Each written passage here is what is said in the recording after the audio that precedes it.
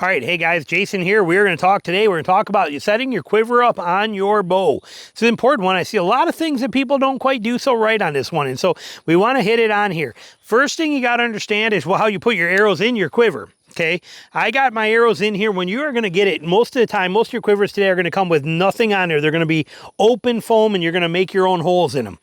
You want to line your holes up based on how your broadheads are going to be, field tip, stuff like that, but always start with the broadhead so that you can understand exactly where they need to be at. Just set them there so that they're not always in, all the way in. Kind of put them right here like this, kind of set it there so it's just kind of sitting right on the edge like this, and line them up so they're just kind of sticking out like that, and a little bit of, just barely, and figure out what you need. You want to make sure that you have fletching clearance. You want to make sure that here you have clearance to the actual quiver itself. If I put this arrow too close, if I had to put these arrows way back there, this gets too close to there and it could rattle on this. You want to make sure everything is set up exactly in the right place before you put those in. Now, feather clearance is an important one. You got to make sure that your feather's clear. Notice this is always the arrow I grab first. See, it clears this way. Watch when I spin this arrow around.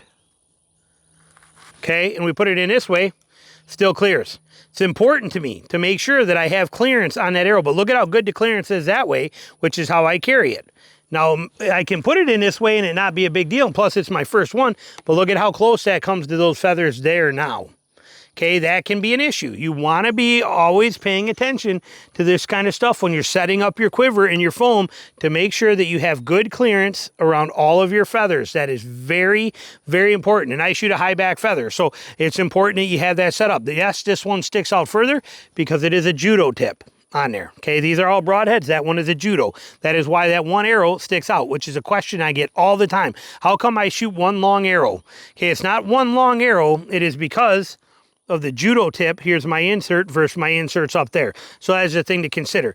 Another thing that we see a lot is broadheads like this. I don't know why, but we see this a lot more now. People that are running their broadheads, ooh, mine are rusty from the rain the other day. Ooh, man. Okay, but we see people with their broadheads like this in their quiver. Okay, running like that. Yes, they're rusty, not on the edges. You can see edges are good, but they are a little rusty.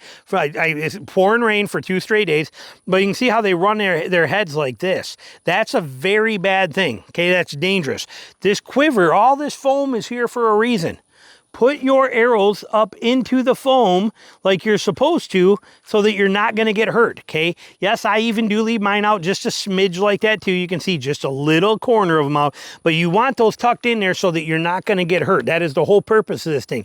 People are like, well, I don't want to dull my heads. Your heads are going to get dulled anyway, anyhow, anything about it, and every time throughout the whole entire season, every week or every 10 days, you need to be taking your arrows out, stropping them, and fine-tuning them, and making sure they're sharp again. It's a mandatory deal. You don't do that, your arrows are going to be dull no matter what. Just by shooting your bow, they wiggle and they get dull in there. So it's a bad thing. So get your shafts, your arrows up in there where they are protected, and they are out of there, and they are safe from you, and you're not going to get cut on these anywhere in here, and you're going to be in good shape. Not to mention, with them being up in there, if something were to go wrong, as you guys have followed me on my Patreon, you'll see pretty soon by the time this publishes, but I just shot a hog the other day, 10 yards, boom, and he goes, and he came charging right at me. I went to turn to run, and I ran into a tree that was right here. Literally, I turned to run out of the way, and I went, wham! And it knocked me, and I flipped over, and I fell down into this huge stump that was all hollowed out and gone. But I fell in there. When I fell in there, all the edges of that stump, my arrows were flung everywhere. I had 3 arrows out of my whole quiver flipped around out there. Okay, imagine if they were in here good. Okay, like they always are. Imagine if they were barely in there. I could have had more arrows and I could have been landing on them.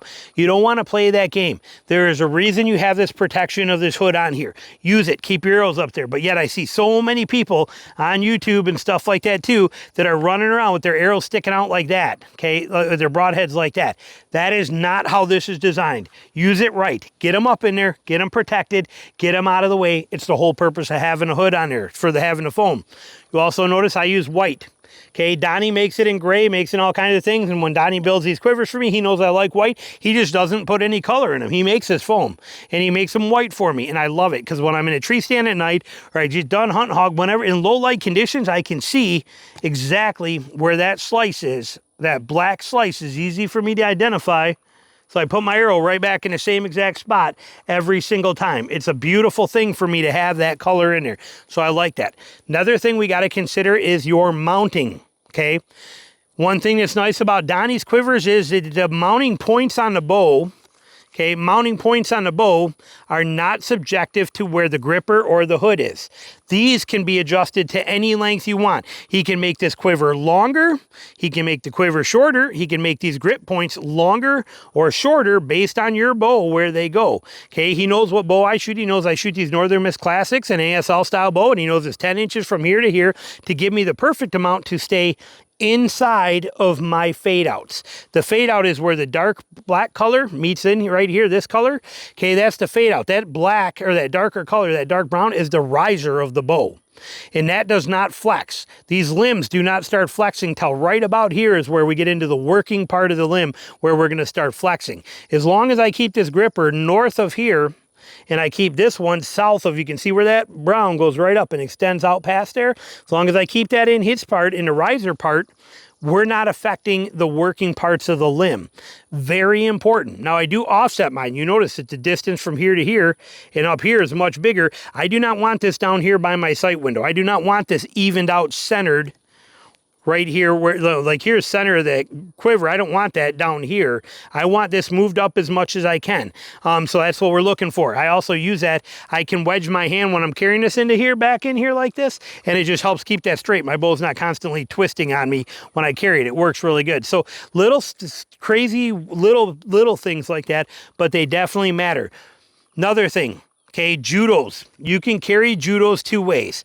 A lot of people you will see, they will carry a judo or a blunt or something like this, and they will carry it upside down in their quiver this way with the knock in there like this. There's nothing wrong with that. That is a very capable, functional way, and it works fantastic. We did it that way for many, many years, and it is the best way to carry a hex head or a blunt that's not going to fit in there. With a judo, I specifically make that hole. Notice that every other hole I have in there is a slice. That one is not. That is a round hole. Specifically made that, and I made it with a field tip, just a small part of a field tip to hold the end of my judo. So my judo sticks right in there and holds it right there too. So it stays in there so that I can actually carry my judo the same position as all my other arrows are. That's why this one is longer, because of that judo tip. But by having that hole in there, it's there. Now also, if this judo is out, it's because I'm stump shooting. If this judo's in, it's because I'm hunting. And then when I'm hunting, it's 1 or 2 shots I'm taking. This arrow doesn't come out. If I'm on a range shooting constantly with this, yes, after about 10 shots, that judo will come down and it will kind of get loose, and you'll know it. You'll hear it rattle a little bit in there as it looks like that. And then I just push it back up, but it works very good. So when you come to your quiver, it is important that you set it up right. You don't set it up right, it's not going to work well for you. You can't have this thing out here in the working parts of the limb and then, you know, set it up and dial it in and shoot it that way and get tuned for it, take it off and put it back on and expect it to shoot the same again, because you're in the working part of the limb. Make sure your quiver fits your bow the right way. Make sure it holds your arrows the right way. Make sure it's going to do what you need it to. Little tip for you on selecting the right bow quiver. There's a bunch of them out there that are amazing. Great Northern makes amazing quivers. Selway's been one of the best quiver companies around since the beginning of time. Okay, their quivers are amazing. Like I said, Great Northern, I shot them for 20-something years. Donnie at Creekwalker Trading, his quivers are absolutely phenomenal. You know, there's so many great quivers. Mark Harrison, you look at his hip quivers are incredible too. You can't go wrong with what's out there. Gunshy makes amazing quivers. You know, there's so many awesome quivers out there. Just find the one that's going to fit you the best, and it's going to have the things that you're looking for, and that's where you're going to get the best results from. But these are some things to think about. Questions, comments, put them below. Thanks for watching. We're going to roll. I'm going to get out and go do some hunting. Talk to you soon.